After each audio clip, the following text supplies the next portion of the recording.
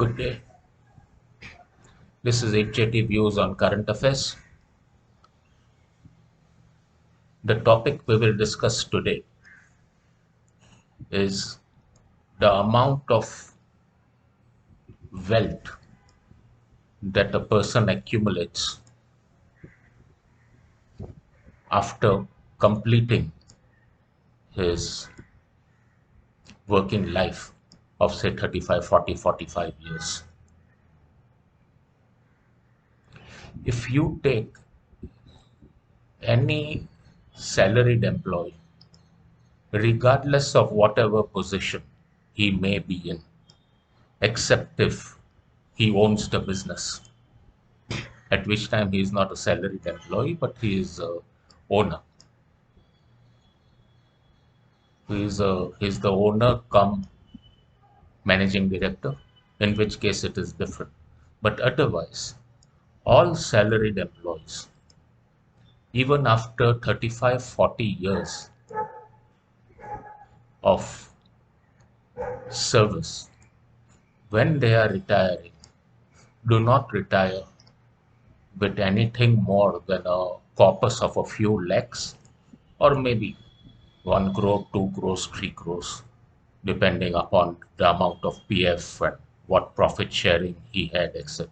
That's the max that a person who is in employment can make. However, if one looks at the wealth growth of netas who are supposed to be in public service, one is astounded to see the astronomical rate of growth that is happening in their wealth. Today, when they file their papers for fighting from a constituency, they are supposed to disclose the amount of wealth that their family has. A person who starts out with disclosure of a few thousands or lakhs, the first election, in the next 3 or 4 elections, discloses several hundred crores as his wealth.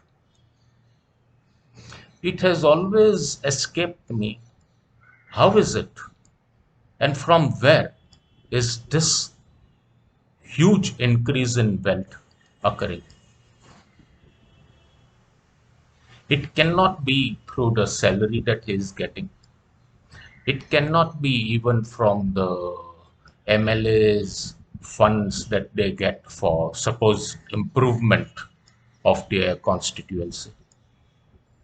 There are some other places from which this wealth is accumulated.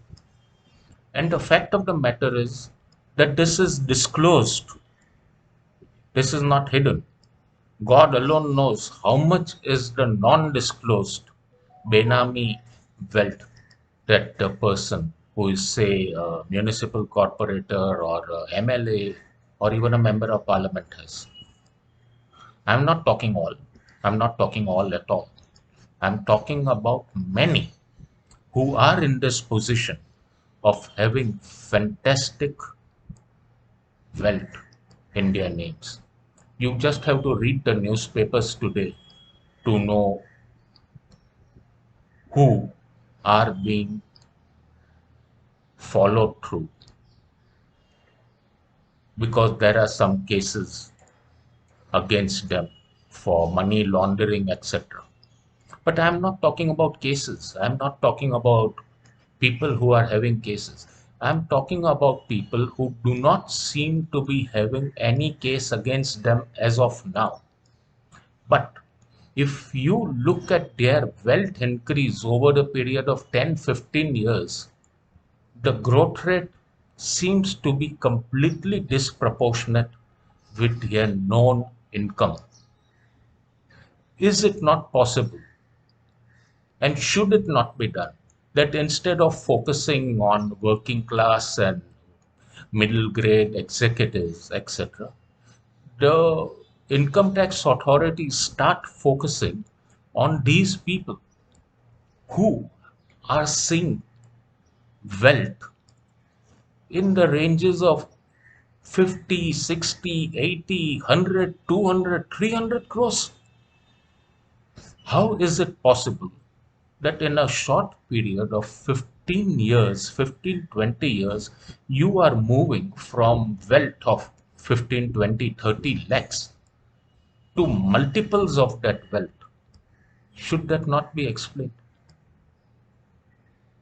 I think somewhere the Indian law has not closed the loop. It says make disclosures, but it does not proceed on the how and the why of how those disclosures are related to that person's known source of income. Perhaps instead of focusing on the salaried class, etc., the tax authorities need to focus on our elected representatives. How many of them are filing returns? In the returns, what is the income that they are showing? And relate that income that they are showing with the wealth that they are showing in their submissions when they file for entering elections. Is there some link that is happening over there? And if there is no link, then question them, ask them questions. As you ask a normal taxpayer so many questions, ask them and follow through. I believe the tax authorities are consciously not following this path because they are concerned.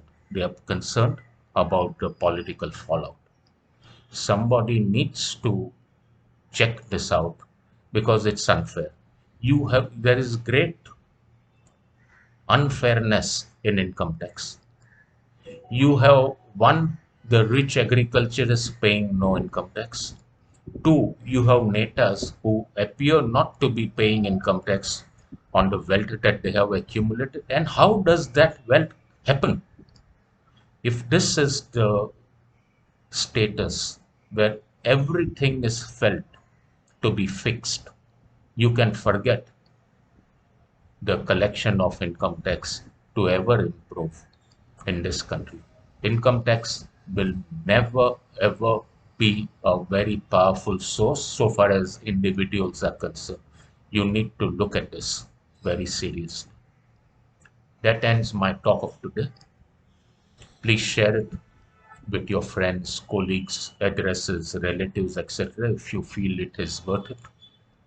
Till we meet again, have a great day. Bye. Jai Hind, Jai Maharashtra, Jai Mumbai. Bye.